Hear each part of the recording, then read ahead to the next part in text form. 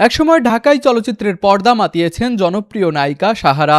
পর্দায় সাহসী উপস্থিতি, গ্ল্যামার আর একের পর এক আলোচিত সিনেমা দিয়ে জায়গা করে নিয়েছিলেন দর্শকদের হৃদয়ে। অথচ আজ তিনি আলো ঝলমলে সবিজ অঙ্গন থেকে রয়েছেন অনেক দূরে। পরিচালক শাহাদাত হোসেন লিটনের রুখে দাঁড়াও সিনেমার মাধ্যমে বড় পর্দায় অভিষেক হয় রুনার, যিনি পরে পরিচিত হন সাহারা নামে।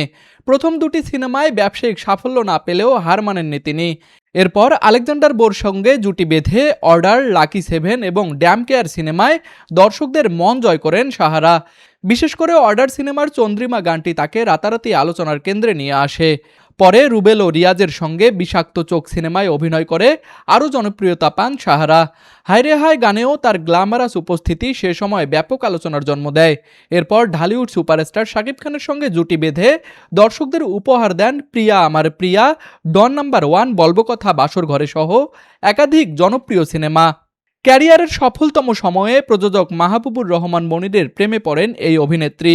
দীর্ঘ 3 বছরের সম্পর্কের পর 2015 সালের জুলাইয়ে বিয়ে করেন তারা।